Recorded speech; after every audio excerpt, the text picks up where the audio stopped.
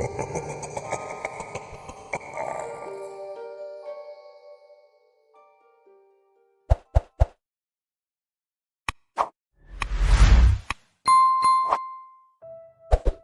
Greyhound bus rumbled into Nashville just as dusk painted the sky in shades of amber and violet. Megan Walsh pressed her forehead against the cool window, drinking in the sight of the city skyline as it materialized before her. Her heart fluttered with a mixture of excitement and trepidation. After years of playing open mics in small coffee shops and writing songs in her bedroom, she was finally here. Music City, USA, the place where country legends were born.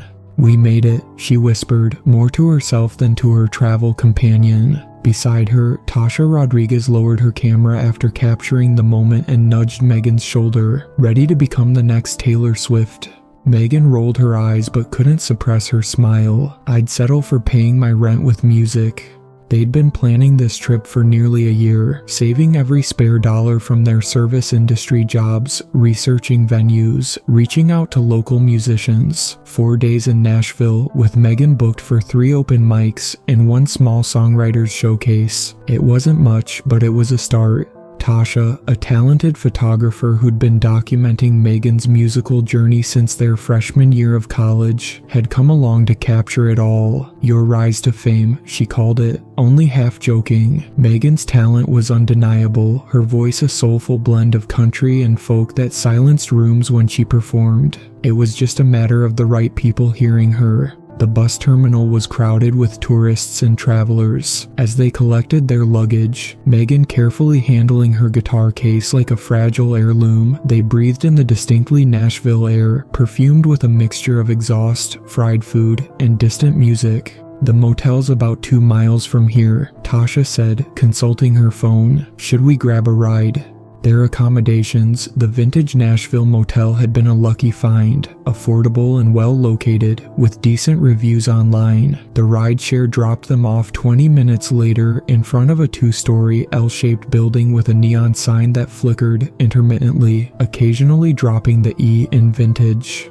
The lobby was a shrine to Nashville's musical heritage. Framed concert posters covered every inch of wall space, some dating back to the 1950s. Vinyl records hung from the ceiling, revolving slowly in the artificial breeze of a ceiling fan. Behind the front desk, an impressive collection of vintage instruments, guitars, fiddles, a banjo, and even a battered pedal steel were mounted like trophies. The desk clerk, a gaunt man with deep-set eyes and thinning hair, barely looked up from his dog-eared paperback when they entered. He seemed to be in his 50s, though his movements had an oddly youthful fluidity that made it difficult to pinpoint his age. "Checking in?" he asked, his voice raspy as if from years of cigarettes or late-night whiskey. "Yes, reservation for Walsh," Megan replied. The clerk's eyes flicked upward, studying her for a moment, then lingered on the guitar case in her hand. A smile that didn't quite reach his eyes crossed his face. "Another dreamer," he murmured, so quietly that Megan wasn't sure she'd heard correctly. "Excuse me." He waved a dismissive hand. Nothing, just that we get a lot of musicians staying here, chasing their dreams on Broadway." He slid a key across the counter, an actual metal key, not a key card. "Room 27, end of the hallway, 2nd floor. Breakfast from 7 to 9, such as it is. Checkouts at 11. His eyes moved to Tasha. "And you are?" "Tasha Rodriguez. I'm on the reservation too." The clerk nodded, studying her camera. "Documenting the journey." Tasha nodded, something about his scrutiny making her uneasy. "Well," he said, leaning back, "Nashville's a city of stories. Some get told through songs." His eyes moved to Megan's guitar again, others through pictures, a nod toward Tasha's camera. "Broadway's 5 minutes that way. Follow the noise. You can't miss it." Their room was small but clean, with 2 twin beds covered in faded quilts, each with a different pattern, one with musical notes, the other with guitars. More memorabilia adorned the walls, signed photographs of country stars, some immediately recognizable, others obscure. A small desk sat beneath the window, which looked out over the parking lot. "Weird vibe from that desk clerk," Tasha said, dropping her duffel bag on the guitar-patterned quilt. Megan shrugged, carefully placing her guitar in the corner. He probably sees dozens of wannabe stars every week. Must get old. Tasha walked around the room, examining the photographs on the wall. Some of these signatures look really old. She pointed to a black and white photo of a woman with a violin. Eliza Morgan, 1992. Never heard of her. Broadway's littered with almost made it's, Megan said, digging through her suitcase for a change of clothes. For every Garth Brooks, there are 1,000 people who came here with the same dream and went home empty-handed. She held up a sundress. Too much for tonight. Tasha shook her head. Perfect with your boots. We going out?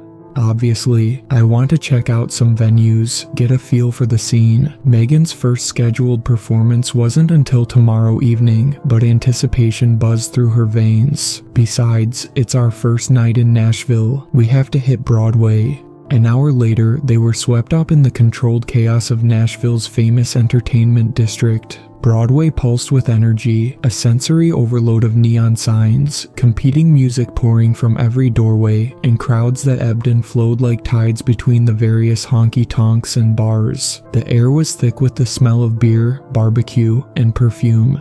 It's like Vegas for country music, Tasha shouted over the noise, snapping photos of the iconic neon signs, Tootsie's Orchid Lounge, Robert's Western World, the stage. They bar-hopped, stopping wherever the music called to them, nursing drinks to make their limited funds last. At their third stop, a place called the Rusty Guitar, they found themselves mesmerized by the house band, a four-piece outfit playing a mix of classic country and modern rock with seamless precision. The lead singer and guitarist, a lean man with artfully disheveled dark hair and piercing blue eyes, commanded the stage with an easy charisma. His voice had a raw, emotional quality that silenced even the most rowdy patrons when he hit the chorus of a Townies Van Zandt cover. He's incredible, Megan whispered, transfixed. Tasha nodded in agreement, her camera forgotten for once as she too was caught up in the performance. During their break, the band dispersed through the crowd. Megan and Tasha had secured spots at the bar, and to their surprise, the lead singer approached, signaling the bartender for a drink.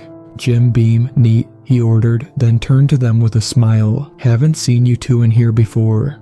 First night in Nashville, Megan replied, trying to sound casual despite her racing heart. Up close, his eyes were even more striking, almost electrically blue against his tanned skin. Ah, tourists, he said, but without condescension. His gaze dropped to Megan's hands, noticing the calluses on her fingertips, the unmistakable mark of a guitarist. But not just any tourists. You play. Megan nodded. Yeah, I'm actually doing an open mic at the Bluebird tomorrow night. His eyebrows rose. The Bluebird. That's not amateur hour. Started big. Go big or go home right. Megan said with a confidence she didn't entirely feel. The Bluebird Cafe was legendary, a venue where stars were discovered, where industry professionals lurked in the shadows, scouting fresh talent. I'm Jake Hollow, he said, extending his hand first to Megan, then to Tasha, lead singer for the Nightwalkers. Megan Walsh. His hand was cool and dry around hers, his grip firm. Tasha Rodriguez. Jake leaned against the bar, studying them with an interest that seemed both flattering and slightly unnerving. So, the Bluebird tomorrow. Where else are you playing while you're in town? Megan listed her other scheduled performances, and Jake nodded approvingly. Solid choices, but if you want to meet people who can actually do something for your career, he paused, glancing around as if about to share a secret. There's an industry party tomorrow night. Private event, lots of producers, AANDR people, the works. I can get you in. Tasha's eyebrows knit together with suspicion. Just like that, you don't even know us. Jake's smile revealed perfect teeth. Nashville runs on connections and favors darlin'. Besides, I've got a good ear for talent. His gaze returned to Megan. I heard you humming along during our set. You've got something in your voice, something old and true. That's rare these days. Megan flushed with pleasure at the compliment. That's really nice of you to offer. Bring your guitar, Jake added, pulling out his phone. Sometimes these things turn into impromptu showcases. What's your number? I'll text you the address. After exchanging contact information, Jake excused himself to prepare for the next set. As soon as he was out of earshot, Tasha grabbed Megan's arm. "Are we seriously considering going to a party with a guy we just met?" Her voice was pitched low, eyes darting to where Jake was now tuning his guitar on stage. "This is networking, Tash, it's why we're here." "It feels off, too convenient." Megan sighed. "You're being paranoid. He's a local musician helping out an aspiring artist. That happens all the time." "Says the girl from Ohio who's never been to Nashville before," Tasha muttered, but she dropped the subject as the band started their second set. They stayed until closing time, mesmerized by Jake's performance. Each song seemed to draw the audience deeper under his spell, and by the end of the night, even Tasha had to admit he was extraordinarily talented. As they walked back to their motel, the streets considerably quieter now that the bars had closed. Megan's phone buzzed with a text. It was from Jake, an address in East Nashville, with instructions to arrive around 11 the following night. "Looks like we've got plans tomorrow," Megan said, showing Tasha the message. Tasha frowned but nodded. "Fine, but we stick together, okay? And we leave if anything feels weird." "Deal." Megan agreed, too excited about the prospect of meeting industry professionals to argue. Their second day in Nashville was spent exploring, visiting the Country Music Hall of Fame, wandering through guitar shops where Megan tested instruments she couldn't afford, and grabbing lunch at a small barbecue joint off the tourist path. But all the while, Megan's thoughts kept drifting to the evening ahead. Her performance at the Bluebird went well. The intimate venue was packed, every table filled with attentive listeners who fell silent as she performed 2 original songs. Her voice filled the small space, and the response was genuinely enthusiastic. A few people approached her afterward, complimenting her performance and asking about upcoming shows, but no one handed her a business card or mentioned record deals. "You were brilliant," Tasha assured her as they left, Megan's guitar once again safely in its case. "Those people loved you." "Thanks," Megan said, but she couldn't help feeling a twinge of disappointment. She'd harbored a secret fantasy of being discovered on her first night, of someone approaching her with life-changing opportunities. Ready for this party? Tasha hesitated. "If you still want to go, we could just head back to the motel, order pizza, celebrate your awesome Bluebird debut." But Megan was already checking the address Jake had sent. "It's not too far from here. Let's at least check it out. If it's sketchy, we'll leave." The address led them to a converted warehouse in an area that was clearly undergoing gentrification. Old industrial buildings nestled between new luxury apartment complexes and trendy restaurants. There was no sign outside, just a burly man checking names at a nondescript door. "We're on Jake Hollow's list," Megan said, trying to sound confident. "Megan Walsh and Tasha Rodriguez." The man consulted a tablet, then nodded once and stepped aside, revealing a freight elevator. "Top floor," he grunted. The elevator doors opened to a scene that momentarily took Megan's breath away. The warehouse space had been transformed into a luxurious lounge, with exposed brick walls, velvet furniture in jewel tones, and vintage chandeliers casting a warm glow over everything. A small stage occupied one end of the room, where a jazz quartet played softly. Well-dressed people clustered in conversation groups, drinks in hand, exuding an air of casual wealth and influence. The air smelled of expensive cologne, cigarette smoke, and something else, something herbal and unfamiliar that made Megan's nose tingle. Wow, was all she could manage. Tasha, ever the photographer, already had her camera out, capturing the atmospheric lighting and the interesting mix of industrial architecture and luxury decor. "You made it." Jake materialized beside them, looking dramatically different from the night before. Instead of the casual stage clothes, jeans, boots, and a worn t-shirt, he now wore a perfectly tailored black suit that accentuated his lean frame. His dark hair was styled with precision, and there was a subtle shimmer to his skin that Megan attributed to the unique lighting.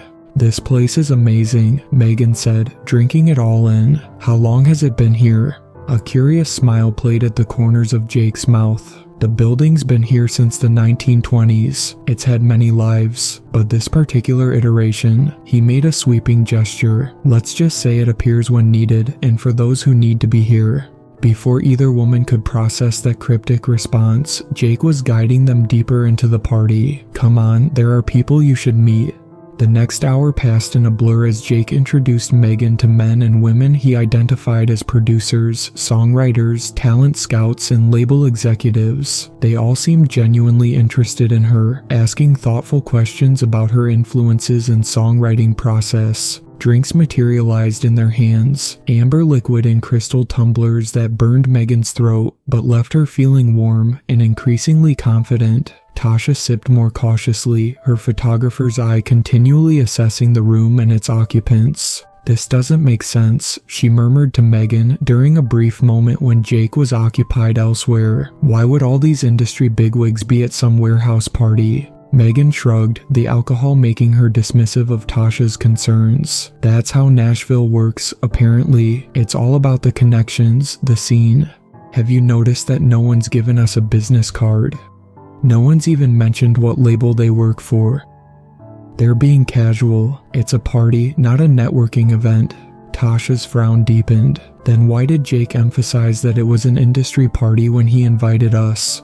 Before Megan could respond, Jake returned, accompanied by a distinguished-looking man with silver hair and a bearing that suggested old money. "Megan, I'd like you to meet William Blackwood. Will, this is the singer I was telling you about."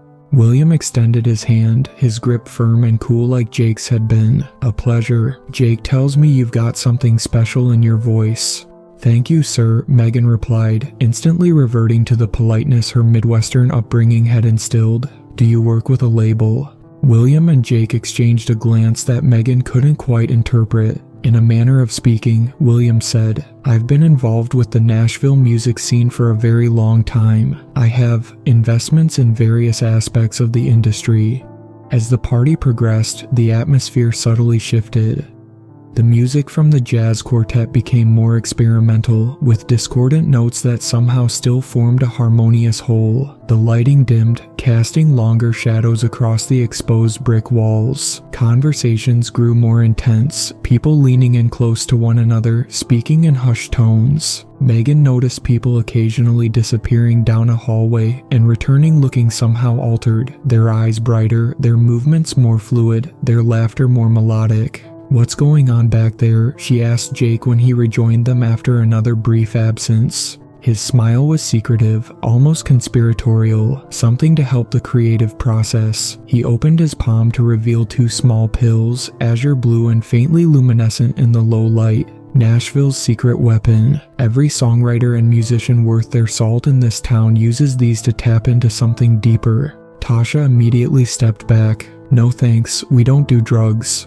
"It's not like that," Jake insisted, his voice taking on a persuasive, almost hypnotic quality. "It's more like a key that unlocks doors in your mind, doors to better art, deeper connection with the music." "What exactly is it?" Megan asked, curiosity warring with caution. "We call it the Muse. It's a local specialty, been around Nashville longer than anyone knows. Completely safe, just enhances what's already there." Tasha grabbed Megan's arm. "We said we'd leave if things got weird. This qualifies as weird." But Megan was already reaching for one of the pills, the combination of alcohol, ambition, and Jake's persuasive presence overriding her better judgment. "If it helps my songwriting." She placed it on her tongue before she could reconsider, washing it down with another sip of whiskey. Jake's smile widened, revealing too many teeth. "Good girl." He turned to Tasha, still holding the second pill. "Your turn, photographer. Don't you want to see the world through new eyes? Capture images no one else can see." Tasha glared at him but glanced at Megan, who was already smiling dreamily, her pupils beginning to dilate. With great reluctance, she took the pill, reasoning that she needed to stay on the same level as her friend. If something went wrong, they'd face it together. "If anything happens to us," she began. "You'll thank me," Jake finished, guiding them further into the party, which now seemed to pulse and breathe like a living organism. The effects came on gradually for Megan. Colors grew more vibrant, the space around her expanding and contracting in gentle waves. The music from the jazz quartet seemed to physically move through her body, notes becoming visible as ribbons of color in the air. Conversations with strangers took on profound significance, each word laden with multiple meanings. she found herself deep in discussion with William Blackwood, who was explaining something about the nature of music that seemed incredibly important, though she couldn't quite grasp it. "The music is always there," he was saying, his voice echoing strangely, harmonizing with itself. "In the air around us, in the spaces between heartbeats. We don't create it, we just reach up and pull it down. These pills help us reach higher, into realms normally closed to human perception." Megan nodded, understanding completely in her altered state. She glanced around for Tasha, but couldn't spot her friend in the crowd, which now seemed to move with unnatural synchronicity like a murmuration of starlings. "You have the gift," William continued, leaning closer. "I can see it shimmering around you like an aura. Jake has always had a good eye for talent." "You know Jake well?" Megan asked, trying to focus through the pleasant haze of the drug. William chuckled, the sound rippling through the air like stones dropped in still water. "Jake's been bringing fresh talent to Broadway for a very long time." Something in his tone made Megan uneasy, despite her euphoria. "How long have you known him?" William's face seemed to shift, momentarily appearing much older, ancient even, then younger again, his features fluid and unfixed. "Time works differently in the industry, dear. Now why don't you play something for us? I'd love to hear what Jake finds so special about your voice." Before she could respond, Jake appeared with her guitar. "Perfect timing," he said, as if he'd been listening to their conversation despite being across the room moments before. Megan was about to grace us with a song. Had she agreed to that? Megan couldn't remember making any such offer, but the guitar felt right in her hands, familiar and solid in the shifting reality around her. Jake led her to the small stage, now empty of the jazz musicians, who must have departed while she was engrossed in conversation. The crowd turned to watch, their faces expectant, hungry even. Their eyes reflected the dim light oddly, like animals caught in headlights. As Megan began to play, something strange happened. The music flowed from her without conscious thought, melodies she'd never composed, lyrics she'd never written spilling from her lips. Her voice took on a quality she'd never achieved before, haunting, powerful, otherworldly. The crowd swayed in unison, their movements perfectly synchronized, and Megan felt a curious draining sensation, as if something essential was being pulled from deep inside her. Despite this unsettling feeling, she couldn't stop playing. The music demanded to be released, pouring out of her like water through a broken dam. Through the crowd, she caught glimpses of faces watching her with expressions of rapturous hunger, and somewhere beyond the sea of captivated listeners, Tasha was calling her name. Tasha's experience of the drug was entirely different. While the initial euphoria had been similar, colors brightening, sounds intensifying, it quickly gave way to a growing sense of unease. The party guests began to appear strange to her heightened perception, their movements too fluid, their smiles too wide, their eyes reflecting light at impossible angles. She tried to stay close to Megan, but got separated in the crowd, which seemed to intentionally thicken between them whenever she spotted her friend. The more she tried to make her way back, the more the room seemed to reconfigure itself, hallways extending and doorways appearing where none had been before. The rational part of her mind insisted this was just the drug. Spatial distortion was a common hallucinogenic effect, but a deeper, more primal part recognized genuine danger. When she finally spotted Megan again, her friend was deep in conversation with the silver-haired man Jake had introduced as William. Tasha tried to approach, but bodies kept blocking her path, moving with deliberate coordination to keep her away. "First time on the Muse," a woman's voice asked beside her. Tasha turned to see a thin woman with vacant eyes and hollow cheeks. Despite her emaciated appearance, she was beautiful in a haunting way, with high cheekbones and delicate features. There was something familiar about her face. "I know you," Tasha said, the drug making her thoughts sluggish but her visual recall sharper. "You're Eliza Morgan. You had that hit song a few years ago, then disappeared from the scene." The woman's smile didn't reach her eyes. "I never disappeared. I'm still performing. We all are, all the time." "What do you mean?" Eliza gestured vaguely around them. "This isn't what you think it is. This isn't just a party." She leaned closer, her voice dropping to a whisper. "You need to find your friend before she plays for them. It's already starting." Tasha looked up to see Jake leading Megan to the stage with her guitar. "What's happening to her?" They're going to take what makes her special, Eliza whispered, her eyes darting fearfully to where Jake stood. They'll keep doing it until there's nothing left but a shell that can still play the notes. Panic broke through Tasha's drug-induced haze. Who's doing this? All of them. Broadway has been here a long time. Before the buildings, before the music we know now. Eliza's form seemed to waver, becoming momentarily transparent, like a television losing its signal. It needs to feed. Feed on what? On the music, on the spark that creates it. Some of us have been playing the same songs for decades. Eliza's gaze drifted to the stage, where Megan was beginning to play. Your friend has something pure in her voice. They'll drain it until she's just another empty vessel, another ghost on a stage no one can see.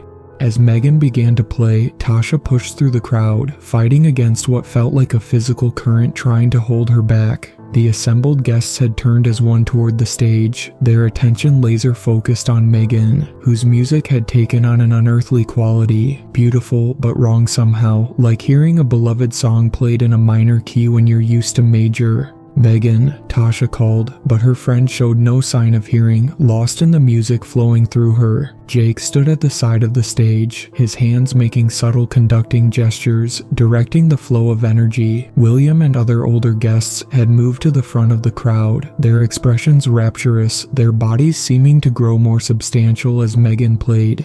When Tasha tried to approach Jake, two men materialized to block her path. They were tall and unnaturally thin, with the same hollow-cheeked look as Eliza. The performance isn't over, one said, his voice gentle but firm, like a museum docent preventing a visitor from touching a priceless artifact. Let me through, Tasha demanded. That's my friend. The second man smiled, an expression that seemed more like a muscle memory than genuine emotion. We're all friends here, all part of Nashville's grand tradition, all part of its legacy.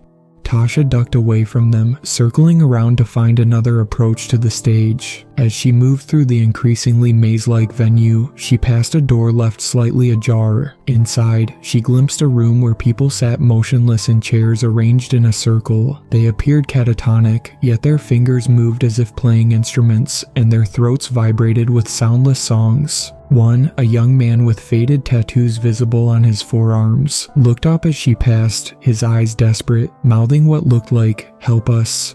Tasha backed away, her heart pounding. This wasn't a hallucination, or at least not entirely. Something was very wrong here. She needed evidence. Instinctively, she reached for her camera, still hanging around her neck, and began documenting what she was seeing. The strange room with its silent performers, the unnatural movements of the party guests, Jake watching Megan with predatory intensity. Through her camera's viewfinder, she saw what was really happening. Tendrils of opalescent light were flowing from Megan into the crowd as she played, being absorbed by the listeners. Jake was directing this flow somehow, his hands making conducting gestures that controlled its direction and intensity. Tasha kept shooting, moving closer to the stage. When she reviewed the images on her camera's display, she noticed something else. Jake, William, and several others didn't appear properly in the photographs. Their features were blurred, their edges indistinct, as if they weren't fully present in reality. As Megan's song reached its crescendo, Tasha saw her friend growing visibly weaker, her skin taking on a grayish pallor. In contrast, Jake, William, and the others feeding on her music seemed to grow more vibrant, more solid. Desperate, Tasha raised her camera and took a direct flash photo of Jake. The bright light hit him full in the face, and he recoiled with a hiss of pain, momentarily distracted from his conducting. The flow of energy from Megan faltered. Tasha seized the opportunity, rushing onto the stage and grabbing Megan's arm. "We need to leave, now." Megan blinked slowly, her eyes unfocused. "I can't stop playing yet. They need to hear the rest." "They're taking something from you, Meg. This isn't right." Tasha showed her the camera display with the photos she'd taken. Even in her drugged state, Megan could see the unnatural flow of light from her body to the crowd, the strange blurriness of Jake and the others. "What is this?" Megan whispered, her fingers finally stilling on the guitar strings. The abrupt end to the music caused a ripple of discontent through the crowd. Jake was pushing through toward them, his face contorted with rage, his features shifting between human and something else, something with too many angles. "We have to go," Tasha urged, pulling Megan to her feet. They stumbled off the back of the stage, finding themselves in a service corridor. Behind them, Jake's voice boomed with unnatural volume. "Find them, they can't leave now." The corridor led to a stairwell, and they descended as quickly as Megan's weakened state would allow. The drug was still affecting their perceptions, making the stairwell seem to stretch and contract as they ran. Footsteps echoed above them, too fast and too numerous to be normal. "What's happening?" Megan gasped as they reached a lower level. "I don't know exactly, but they were feeding on your music, on you." Tasha tried doors as they passed them. "I saw others, musicians I think, kept like batteries in some room upstairs." "That's crazy."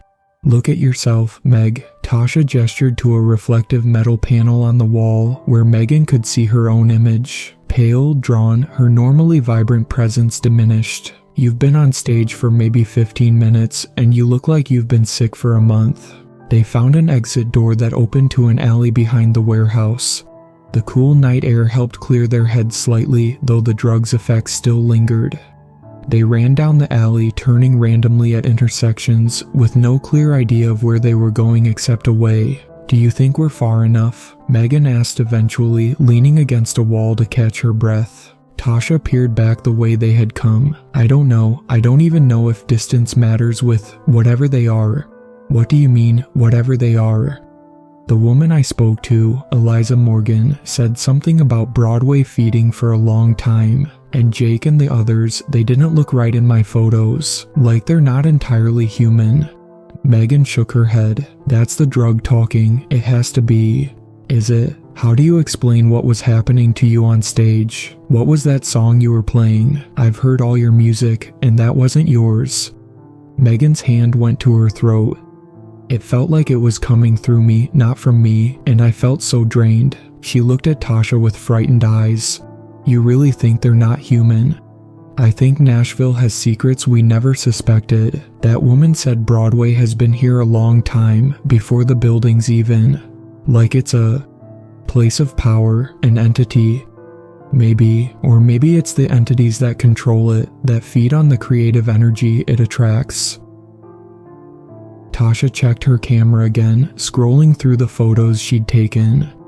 "We need to get back to the motel, pack our things, and get on the first bus out of here tomorrow morning." They made their way cautiously back to their motel, jumping at shadows, convinced they were being followed.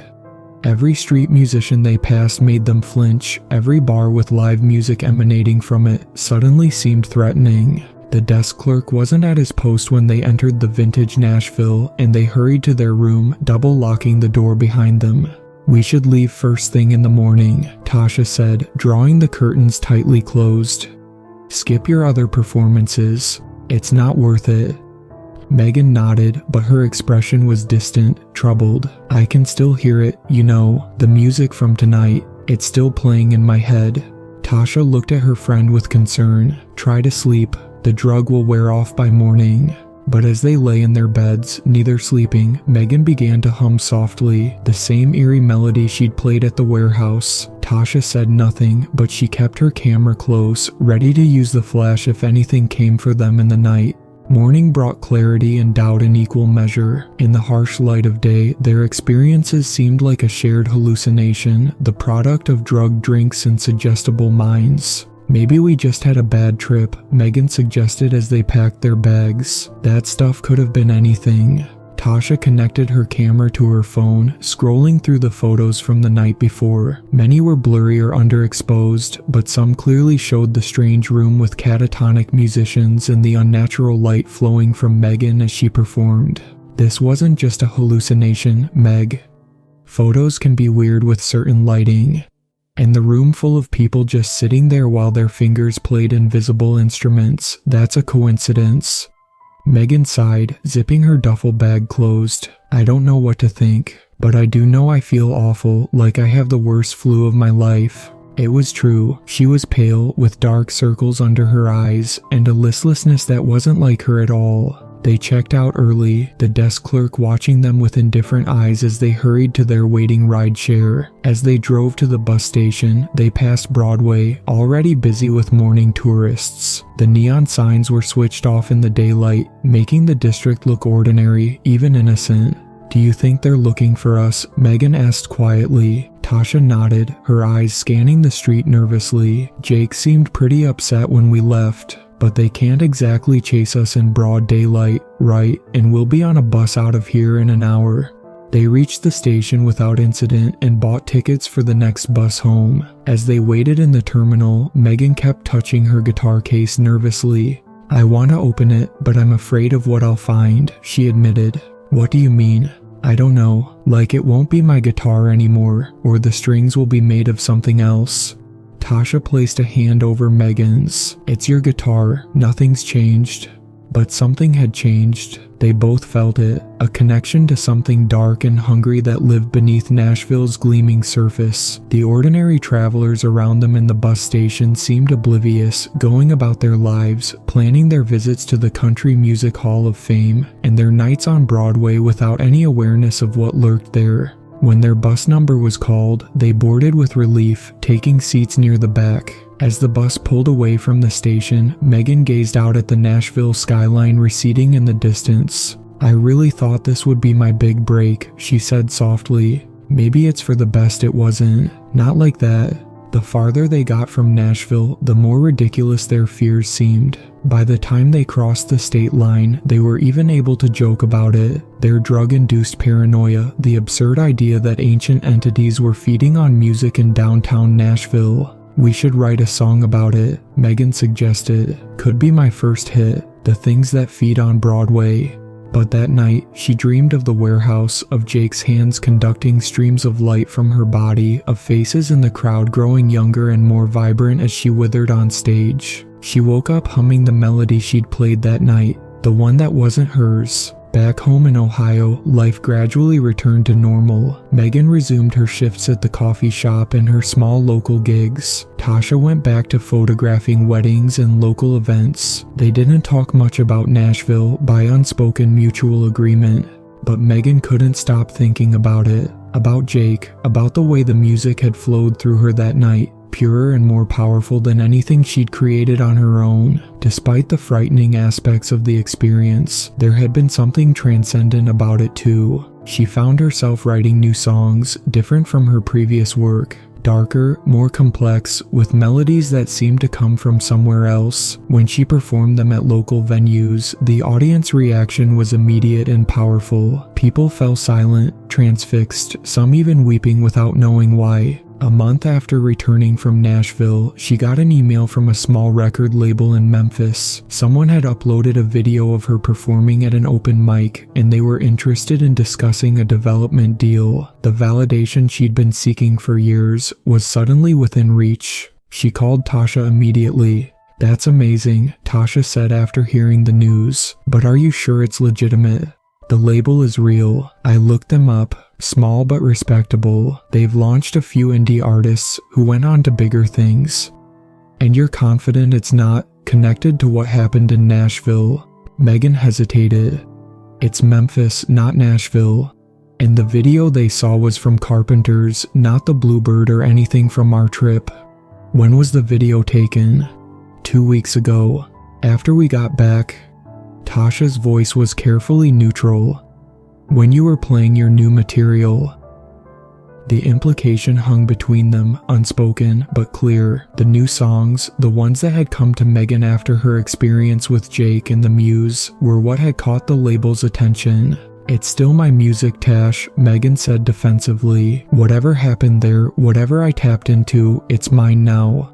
I'm not saying you shouldn't pursue it, just be careful." Megan flew to Memphis the following week to meet with the label executives. They were enthusiastic about her sound, describing it as hauntingly authentic and tapping into country music's gothic roots. They offered her a modest development deal with an advance that would allow her to quit her coffee shop job and focus on music full-time. She signed the contract that day. The next 6 months were a whirlwind. Megan recorded an EP, played showcases across the Midwest, and built a growing following. Her music was featured on influential streaming playlists, and music blogs wrote about her as an artist to watch. The label was discussing a full album and a proper tour. Through it all, she kept writing those strange, compelling songs that seemed to flow from somewhere beyond herself. Sometimes, late at night in her apartment, she'd wake to find herself humming melodies she didn't recognize but somehow knew perfectly. Tasha documented it all, her camera capturing Megan's rise, but her photos increasingly showed a troubling pattern. Megan looked more drained after each performance, thinner, older somehow, while her audiences seemed to leave energized, rejuvenated. "Have you looked at yourself lately?" Tasha asked after a particularly successful show in Chicago. "Really looked?" Megan avoided mirrors these days. "I'm just tired. Touring is exhausting." "It's more than that." Tasha showed her a side-by-side comparison on her camera, a photo from before their Nashville trip and one from that night's performance. The difference was stark. The Megan from before was full-faced, vibrant, her eyes bright with ambition. The current Megan was gaunt, with hollow cheeks and dark shadows beneath her eyes that no amount of makeup could fully conceal. "The songs are taking something from you," Tasha said quietly, just like that night in Nashville. "That's ridiculous, is it? Think about where these songs come from, Meg. Think about how they feel when you perform them." Megan couldn't deny the strange sensation that accompanied her performances now, the same draining feeling she'd experienced on that warehouse stage, though less intense. And after each show, she felt emptier, as if pieces of herself were being given away and not returning. But her career was finally happening. She couldn't stop now. Then came the email from a major Nashville label. They'd seen her perform in Louisville and wanted to meet. They were prepared to buy out her contract with the Memphis label and offer her a much more substantial deal, complete with a proper budget for her debut album and a support slot on a major country tour. The only condition, the meeting had to happen in Nashville. "Don't go," Tasha said when Megan called her with the news. "You know this isn't a coincidence."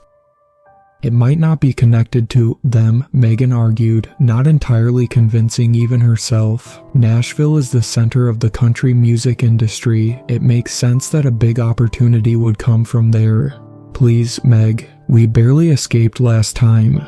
But the opportunity was too perfect, too aligned with everything Megan had ever wanted.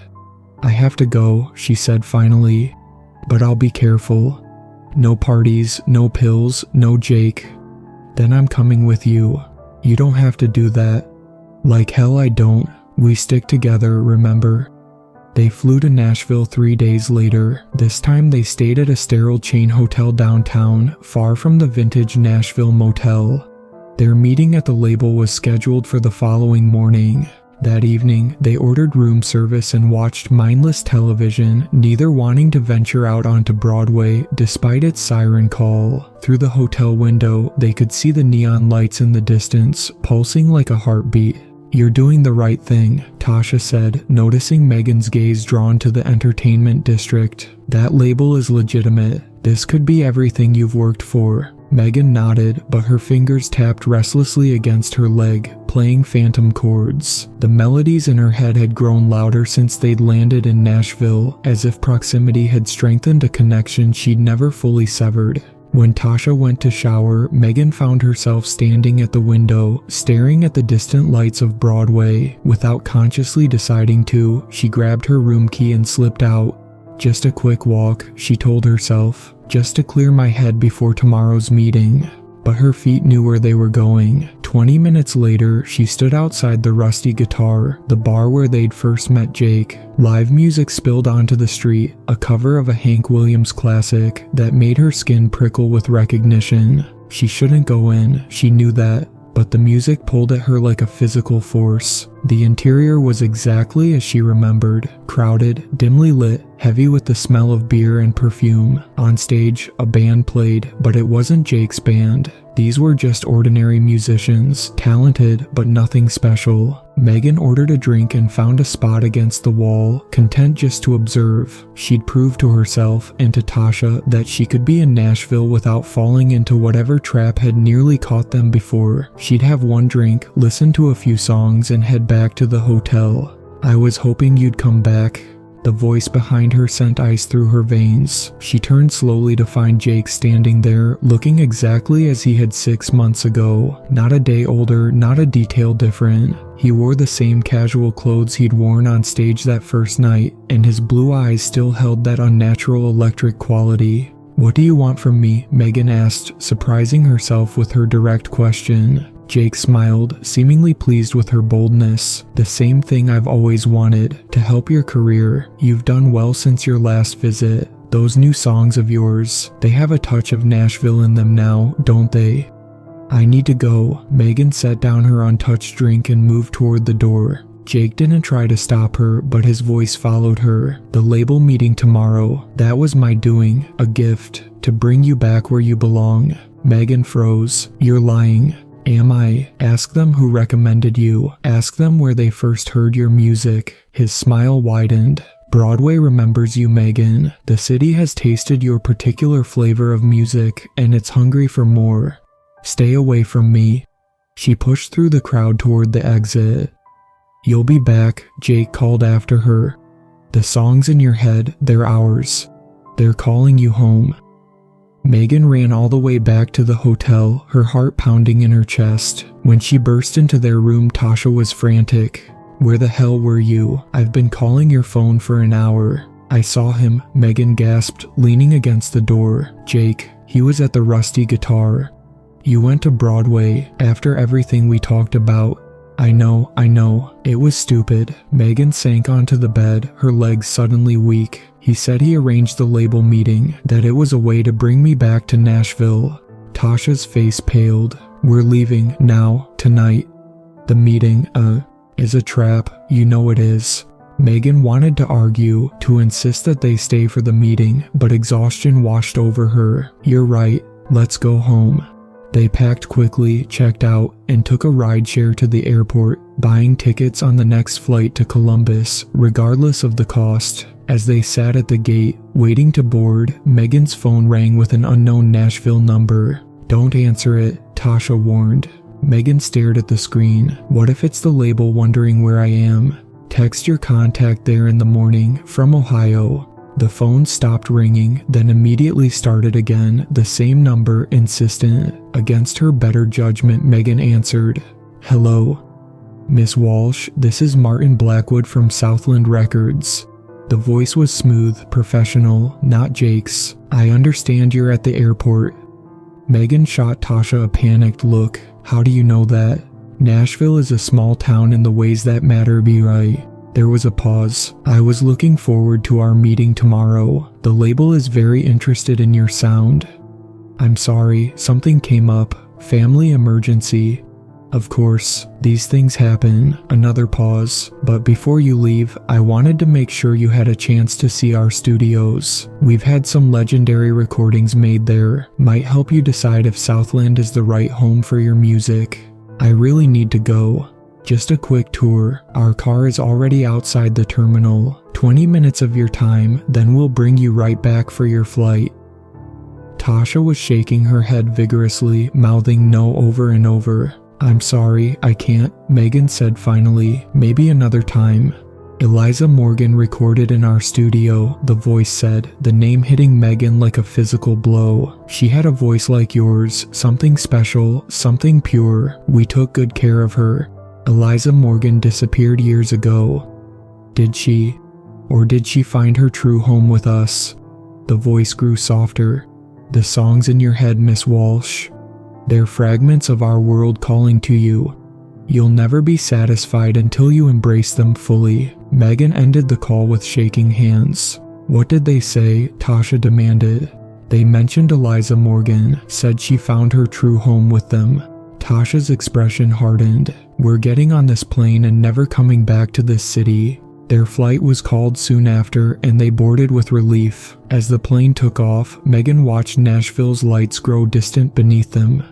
The melodies in her head seemed to dim as the physical distance increased, becoming whispers rather than shouts. Back in Ohio, Megan called the Memphis label and explained that she'd had a family emergency and hadn't been able to make the Nashville meeting. To her surprise, they were understanding and assured her that her contract with them was secure. There was no mention of Southland Records trying to buy her out. Had the whole Nashville offer been a fabrication, a lure to bring her back? For several weeks, life returned to a semblance of normalcy. Megan continued working with the Memphis label, and they began preparations for her album recording. But something had changed within her. The songs that had flowed so easily after her first Nashville trip now felt forced, incomplete. She found herself staring at blank pages, unable to recapture the dark magic that had fueled her recent success. Her performances suffered too. Where audiences had once been mesmerized, they now seemed merely appreciative. The reviews of her shows shifted from transcendent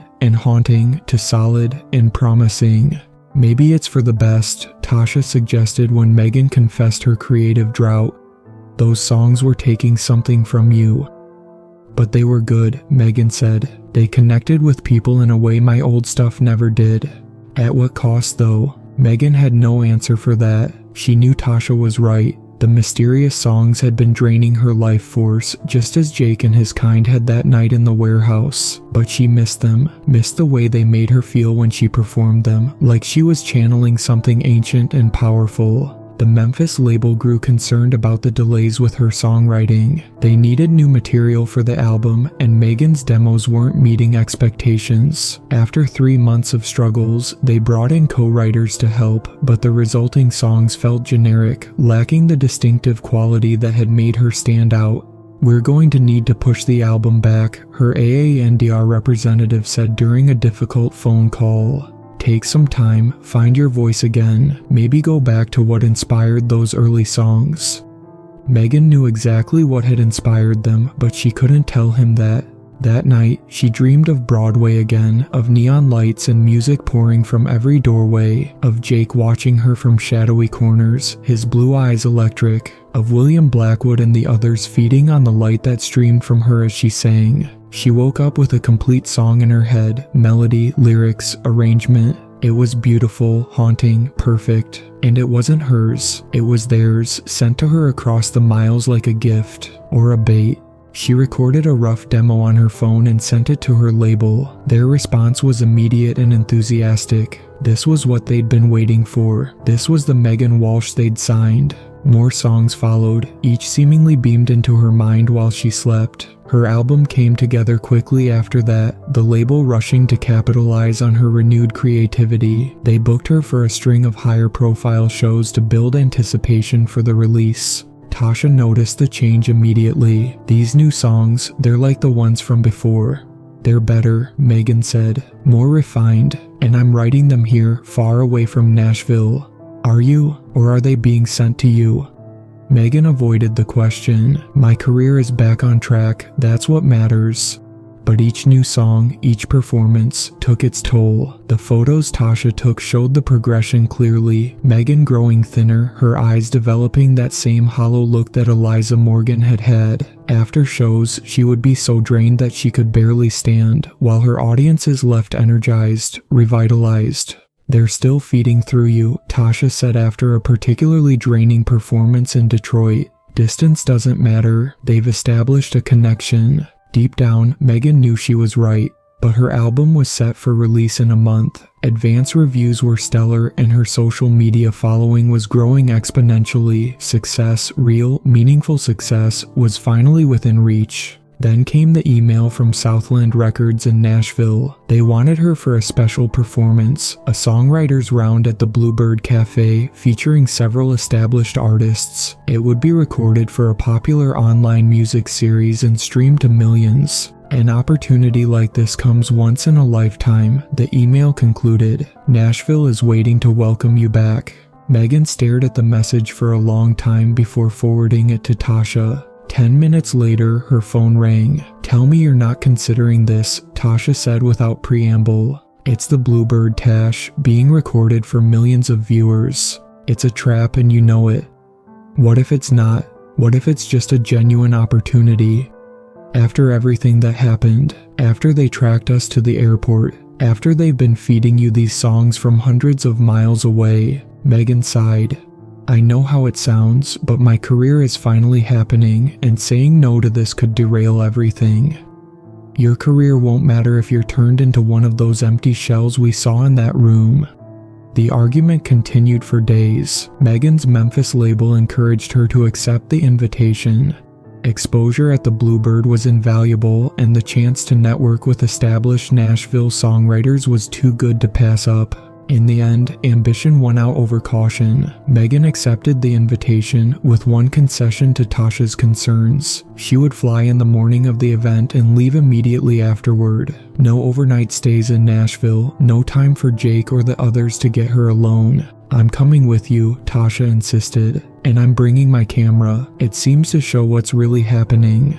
The day of the performance arrived, and they flew into Nashville, tense and hyper-aware of their surroundings. They went directly from the airport to the Bluebird. The iconic venue was small and unassuming from the outside, but its reputation in the music world was enormous. Inside, preparations for the evening's event were underway. Sound engineers checked microphones, camera operators set up their equipment, and staff arranged the tables that would soon be filled with industry insiders and lucky fans. Megan was introduced to the other performers, 3 established songwriters with impressive credits. They were welcoming but distracted, focused on their own preparations. None of them triggered the same warning bells that Jake had, but Megan remained on guard. As showtime approached, the venue filled. Tasha positioned herself near the back with her camera ready, scanning the crowd for familiar faces. Megan sat on stage in the traditional Bluebird round formation, where songwriters took turns performing and sharing stories about their music. The lights dimmed, the host made introductions, and the show began. The first songwriter performed a well-known hit, the audience singing along with the chorus. The second shared a new song that was being recorded by a major artist. Then it was Megan's turn. She began one of her new songs, the one that had come to her most recently in a dream. As she sang, she felt the familiar draining sensation, but there was something else too, a resonance, as if the song were connecting with something in the room, awakening it. Through the spotlight's glare, she searched the audience and found him, Jake, sitting at a corner table, watching her with those electric blue eyes. He raised his glass in a silent toast. Megan faltered momentarily but forced herself to continue. She was on camera, being recorded for a popular series. She couldn't stop now. As the song progressed, she felt the pull intensify. Jake was drawing something from her through the music, but not just for himself this time. She could sense the energy flowing outward, spreading through the venue like ripples in water. When she finished, the applause was thunderous. The other songwriters looked at her with newfound respect, perhaps even a touch of envy. The host beamed. That was Megan Walsh with Hollow Harmony, he announced. Remember that name, folks. You're going to be hearing it a lot. The round continued, each songwriter taking another turn. When it came back to Megan, the pull was stronger still. She could see Tasha at the back of the room, her camera raised, her expression alarmed. But it was too late to stop. As she played her second song, the atmosphere in the Bluebird changed subtly. The air grew thicker, the lights dimmer yet somehow more intense. The audience swayed in perfect unison, their eyes reflecting the stage lights like animals caught in headlights. Jake was no longer alone at his table. William Blackwood had joined him, along with several others Megan recognized from the warehouse party. They weren't hiding anymore. They were claiming her, here in the open, in front of cameras and witnesses. When the song ended, Megan felt hollow, drained nearly to empty. The applause seemed distant, underwater. She looked to Tasha for help, but her friend was being blocked by staff members who had positioned themselves between her and the stage. The host's voice came as if from far away. Wasn't that something special, folks? I think we've just witnessed the birth of a new Nashville star. The other performers were looking at her strangely now, sensing that something was different about her, about this performance. One leaned over and whispered, "You okay? You're white as a sheet." Megan tried to nod, but her vision was tunneling. At the back of the room, Tasha was arguing with the staff, trying to push past them. Jake and William rose from their table and began moving toward the stage. With the last of her strength, Megan stood up, interrupting the host who was about to introduce the next song. "I'm sorry," she managed to say into the microphone. "I'm not feeling well. I need a moment." She stumbled off the stage and pushed through a door marked "Staff Only," finding herself in a narrow hallway that led to the rear of the building. Behind her, she could hear confusion erupting in the venue. Footsteps followed, Jake's, she was certain. The hallway seemed to stretch and contract, just as the warehouse corridors had done under the influence of the muse. Was she drugged again? No, this was something else. The songs had established a connection, and now that she was back in Nashville, in proximity to them, they were claiming her fully. She found a back door and burst out into an alley, the cool night air momentarily reviving her. She had to find Tasha, had to get to the airport, had to get out of Nashville. "It's too late for that," Jake's voice said behind her. He stood in the doorway, silhouetted against the light from inside. "You've already given too much of yourself to us, to Broadway, to the music." "What are you?" Megan demanded, backing away. Jake stepped into the alley, and in the dim light, his appearance shifted, becoming at once older and younger, more and less substantial. "We're the keepers of the music. The original musicians. The first ones to discover that songs could be more than just sounds, they could be life itself.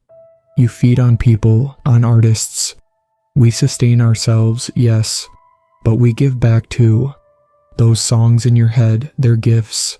Pieces of a tradition older than this city, older than the country it exists in. I don't want them anymore." Jake smiled sadly. "It doesn't work that way. The exchange has already begun. Your voice carries our music now. Every time you sing, every time you play, you strengthen the connection." William appeared beside Jake, along with others, hollow-cheeked figures with hungry eyes. Among them, Megan recognized Eliza Morgan, even more gaunt than when Tasha had described her. "You could be one of the greatest," William said, his voice resonating with unnatural harmonics. "Your voice has a quality we haven't tasted in decades. Most burn out quickly, but you could last for years, decades even." "Join us," Eliza whispered, her voice barely more than a sigh. "It's not so bad, once you accept it. The music never stops. You become part of something eternal." They were closing in around her, forming a semicircle that backed her against the alley wall. Megan searched desperately for an escape route, but they had her cornered. A bright flash suddenly illuminated the alley, accompanied by the distinctive click of a camera shutter. The entities recoiled, hissing in pain or surprise. "Megan, run," Tasha shouted, firing off another flash directly into Jake's face. Megan pushed past the momentarily blinded figures and ran to her friend. Together, they fled down the alley, turning randomly at intersections, putting as much distance as possible between themselves and the Bluebird. "We need to get to the airport," Tasha gasped as they ran. "They'll be watching it," Megan replied. "They knew when we were leaving last time. Then we need to get out of the city another way. Bus, train, rental car, anything." They found a late-night car rental place and used Tasha's credit card to secure a vehicle. Within an hour, they were on I-65, heading north out of Nashville, the city's lights receding in the rearview mirror. "I can still hear them," Megan said as they crossed the Kentucky state line. "The songs, they're fainter, but they're still there." "They might always be," Tasha replied, her hands tight on the steering wheel. "But at least you're not in their physical clutches." "What am I going to do about my album, my career? That disaster at the Bluebird is going to be all over the industry gossip by morning. We'll figure it out. The important thing is that you're safe." But as they drove through the night, Megan wasn't so sure. The songs in her head continued, like distant radio signals that faded but never quite disappeared, and with them came the certainty that Nashville, or whatever dwelled beneath its neon-lit surface, wasn't finished with her yet. 3 months later, Megan sat in a small club in Chicago, watching the stage where a young singer performed an achingly familiar song, one of the dream melodies that had come to Megan during those strange weeks after her first Nashville trip. "How is this possible?" she whispered to Tasha, who sat beside her, camera in her lap. "I never recorded that one, never performed it publicly." Tasha's expression was grim. "The songs don't belong to anyone, they use whoever they can reach." After fleeing Nashville, Megan had canceled her album release and severed ties with the Memphis label, citing health concerns. It had been a professional disaster, but she'd had no choice. The songs were not hers to perform, not safely. She'd returned to writing her original material, the simpler, more personal songs she'd created before Nashville. They didn't captivate audiences the way the Dream melodies had, but they were hers, genuinely hers. The singer on stage finished to enthusiastic applause. She was young, probably not more than 20, with a clear, pure voice and the same hunger for success that Megan had once had. Already, Megan could see the signs, the slight hollowness in her cheeks, the unnatural brightness in her eyes. Should we warn her? Megan asked. Would you have listened before you experienced it yourself? Megan sighed. No, I would have thought it was jealousy or madness. They watched as a man approached the young singer after her set, a tall, lean figure with dark hair and electric blue eyes. He bent to speak in her ear, and she nodded eagerly, her face lighting up with excitement. Jake, Megan whispered, instinctively shrinking back in her seat. He won't recognize us, Tasha assured her. We're just faces in the crowd. But as Jake led the young singer toward the exit, he paused, his head turning slowly until his gaze found Megan's. A smile spread across his face, not one of surprise, but of recognition and satisfaction. He knew. He had always known where she was. Jake leaned down to whisper something to the young singer, who glanced curiously in Megan's direction. Then they were gone, out into the Chicago night. He's expanding their hunting grounds, Megan said, a cold certainty settling in her stomach. Nashville was just the beginning. Tasha's hand closed over hers. Then we document it. We gather evidence, my photos, your testimony, others who've escaped. We find a way to warn people. Megan nodded slowly. They've been doing this for generations. Feeding on creativity, on the spark that makes music special. Taking voices and leaving hollow shells behind. And we're going to stop them, Tasha said firmly. Can we? Really? We have to try, for that girl, for Eliza Morgan, for all the others. That night, Megan wrote a new song, not one of the Dream melodies, but a warning set to music. A story about the dark side of Broadway, about ancient entities that fed on creative souls, about the price of certain kinds of success. It wouldn't captivate audiences the way the Nashville songs had. It wouldn't drain her life force or establish connections with hungry entities, but it was true, and maybe, just maybe, it would reach the right ears, those who needed to hear it most. As she played the final chord, she felt something shift within her. The Dream melodies that had haunted her for months grew fainter, receding like a tide. They weren't gone completely. Megan suspected they never would be, but she had found her own voice again, her own purpose. Nashville and its dark secrets were still out there, still feeding, still sending their songs into the minds of vulnerable artists. But now there was a counter melody in the world. A warning, a light in the darkness. Megan picked up her phone and dialed a music blogger she knew, someone with reach, someone who might listen. I have a story you need to hear, she said when he answered. About Nashville, about what really lives on Broadway. The dark side had fed for generations, growing stronger with each new voice it claimed. But every predator, no matter how ancient or powerful, has a weakness. For Jake and his kind, perhaps it was simply this, the truth spoken aloud, sung in the open. The warning song would spread, carried by Megan's voice and then by others. And somewhere in Nashville, beneath the neon and the noise, the ancient entities would hear it and know they were no longer hunting in secret. The war for music's soul had just begun.